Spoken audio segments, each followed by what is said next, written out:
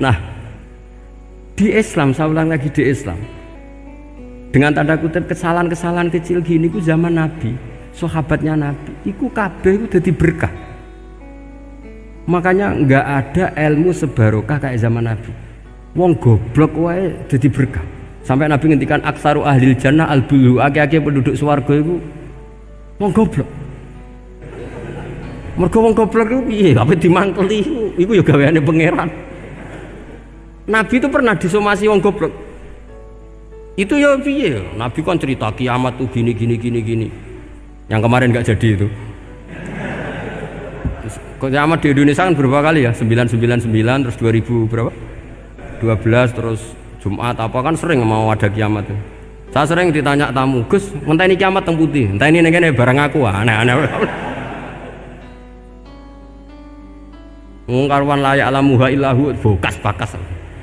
Nak misalnya tenan piye Gus? Ya tenan sing enek kowe sik, anak aku gak. Wah sesuk tajak ngenteni kiamat ora sida kiamat. Aneh-aneh. Saya ulang lagi. Ketika Nabi cerita dasarnya kiamat itu sahabat itu enggak mikir, padahal mereka orang-orang pinter. Si mikir wong desa, Mas. Ya Rasulullah mata sa'ah, engkau itu cerita kiamat terus tapi enggak jelas tanggalnya. Lalu itu kapan? Wah, kaget sahabat, pinter juga.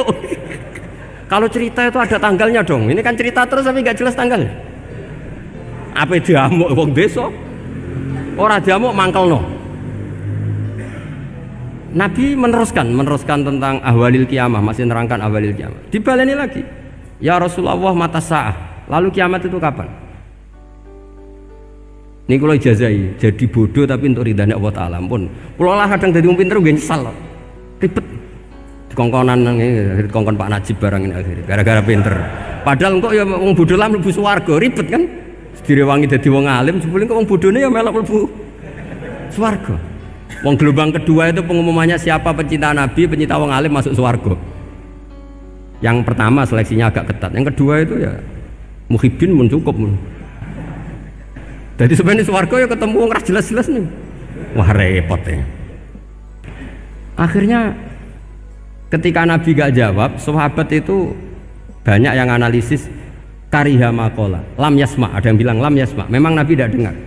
Ada yang analisis sami'a wa kariha maqala, sebenarnya Nabi itu dengar tapi gak suka karena pas khutbah di-cut, diinterupsi. Karena diulang-ulang lagi akhirnya akhirnya Arabi tadi mengulang-ulang lagi, akhirnya Nabi jawab. Karena Nabi itu orang yang sangat pintar, jawabnya ma'atatalaha, kamu kok berani tanya kiamat kapan, persiapan kamu apa? Fawawahi ma'atatulaha kabira sholatin wala siyamin wala kata wa kata walakin uhibbuka. Cek menang ya, cek pede. Apa Nabi tanya persiapan saya? Oh, kalau sholat saya biasa kok bangga. Wes wong desa biasa kok. Fawawahi ma'atatulaha kabira sholatin, saya sholatnya biasa, puasa biasa. Maksudnya wajib-wajib tok lah, ndak aneh-aneh. Tapi walakin uhibbuka, tapi saya ini mencintai engkau. Apa jawabannya Nabi? Almar'u ma'aman ahabba. Dan itu melegenda seluruh dunia, baru kayak Bedui. Jadi semua orang yang hafal hadis almar'u ma'aman ahabba atau anta ma'aman ahbabta itu barokatu hadal badui, karena berkahnya orang Bedui. Dan hadis itu mutawatir karena dikatakan Nabi ketika khutbah orangnya banyak yang hadir banyak. Barokahnya orang Bedui, gak disopan santun. Mukjizatnya Nabi seringnya gara-gara orang Bedui. Nabi khutbah, wis khutbah cerita akhirat, cerita kebaikan. Ya Rasulullah, kok khutbah mohon bakas akhirat kebaikan. Sekarang itu tidak ada hujan, halakatil amwal. Sekarang harta hilang semua. Hewan-hewan sudah mau mati semua karena apa? Kekeringan. Mohon jenengan rasa bakas niku, pun jaluk udan mawon. Nabi langsung Allahumma wah langsung udan tumpures. Nak jari ulama lah, Nabi berodok gelos putih udan seminggu nganti akhirnya sapi ini gak mati krono kehausan tapi kelentir. Parani nih Nabi, ini orang ngerasa salah paren. Ya Rasulullah, wong kula njuk donga udan ben ra mati, saiki mati tenggelam. Mon lereni itu santai weh. Nah, saya minta doa hujan supaya hewan-hewan itu bisa minum dan seger. Dan ini malah do kelentir. Akhirnya Nabi nuruti meneh. Allahumma hawalena wala alena Allahumma alal akam wa dzirab terus. Itu wong desa. Betapa barokahnya wong desa iki orang tahu. Betapa Rasulullah itu sekali ngendikan alam itu harus tunduk. Jadi min mu'jizati Rasulullah sallallahu alaihi wasallam itu sekali ngendikan alam itu harus ngikuti. Jadi Nabi misalnya ngendikan hujan, itu panitia hujan, malaikat hujan harus nuruti. Nabi ngendikan berhenti juga harus berhenti. Makanya enak jadi Nabi itu, tapi kamu nggak mungkin, sudah tutup, sudah tidak mungkin. Makanya Nabi itu pernah minta dalam satu maidah, ya fulan saya ambilkan dirok. Dirok itu kaki kambing yang depan, diambilkan. Ambilkan lagi, diambilkan. Ambilkan lagi ya Rasulullah, bukankah kambing hanya punya dirok dua, kaki depan dua? Andaikan kamu bilang iya, maka akan selalu ada dirok selagi aku minta-minta. Karena alam ini akan mengikuti. Jadi Nabi misalnya mau dahar gitu ya, kok Nabi ngendikan ya Jabir, ini jangan kamu entas, yang entas harus saya. Ini cukup untuk makan orang banyak. Nabi sekali ngendikan cukup. Nasi ini punya konstitusi, harus cukup. Karena Nabi ngendikan cukup.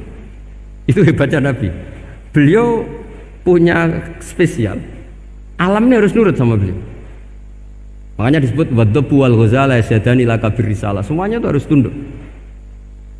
Nah, akhirnya syafaat-syafaatnya Nabi itu gara-gara wong desa-desa. Saya itu pengagum wong bodoh ya, termasuk hadisul arabi tadi. Ada orang desa tanya, ya Rasulullah nanti kalau saya mati itu yang ngisap siapa ya? Allah ya. Wah baguslah, terus langsung mulai. Barang mulai, abe guyu-guyu. Nabi piye karpe? Dipanggil lagi. Ya Arabi, kenapa kamu tertawa-tawa terus pulang? Ya baguslah kalau yang ngisap Allah. Selama ini hubungan sama Allah saya baik-baik saja. Tapi Nabi muji faqhu hadzal Arabi. Wis pinter kowe cong ngono.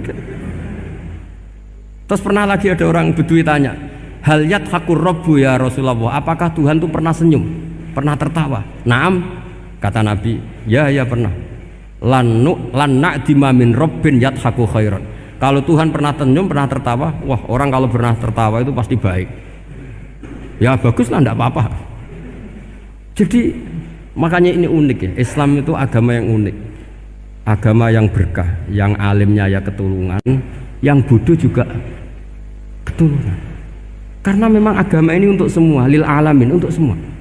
Maka kata Imam Ghazali, Allah mengutus Nabi itu diutus ke raja-raja, diutus ke pedagang, diutus ke aromil, diutus ke fuqara, diutus ke birokrat, diutus ke apa saja.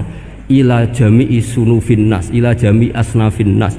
Bahwa semua yang mengapresiasi kenabiannya Nabi itu mulai raja, pedagang, PNS, birokrat, orang miskin, orang apa saja mengapresiasi dakwahnya Rasulullah Shallallahu Alaihi Wasallam. Al-Fatihah.